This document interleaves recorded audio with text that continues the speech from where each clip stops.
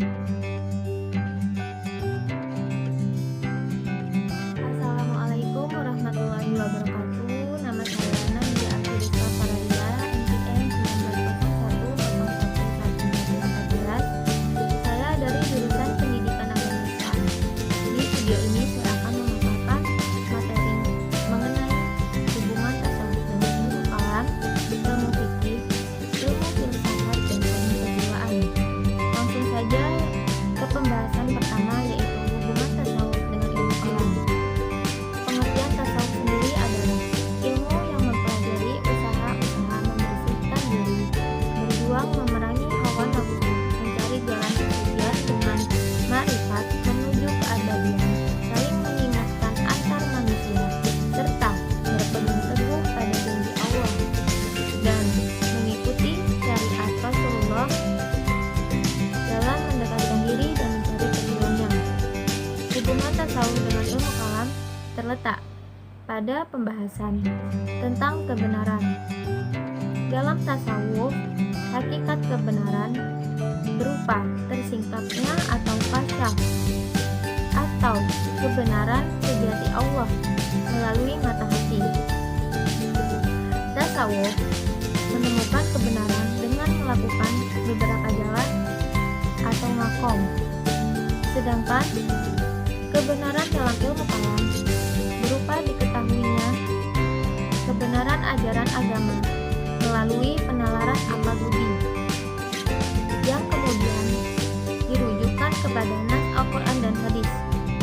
Pada ilmu kalam ditemukan pembahasan iman dan definisinya, kekufuran dan manifestasinya, serta kemunafikan dan pembahasannya. Sementara pada ilmu tasawuf ditemukan beberapa pembahasan jalan atau metode praktis untuk merasakan keyakinan dan ketentraman. Yang kedua yaitu hubungan tasawuf dengan ilmu fikih. Ulama ahli fikih menyatakan barang siapa mendalami fikih tetapi belum bertasawuf, maka ia fasik. Barang siapa bertasawuf tetapi belum mendalami fikih, berarti ia zindik. Dan barang siapa melakukan keduanya, berarti ia bertahakkuk atau melakukan kebenaran. Tasawuf dan fikih adalah dua disiplin ilmu yang saling menyempurnakan. Jika terjadi pertentangan antara keduanya, berarti di situ terjadi kesalahan dan penyimpangan. Maksudnya, boleh jadi seorang sufi berjalan tanpa fikih atau menjauhi fikih, atau seorang ahli fikih tidak mengamalkan ilmunya. Jadi, seorang ahli fikih harus bertasawuf.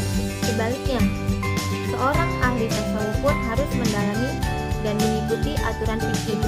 Tegasnya, seorang fikih harus mengikuti hal-hal yang berhubungan dengan hukum yang berkaitan dengan tata cara pengalamannya.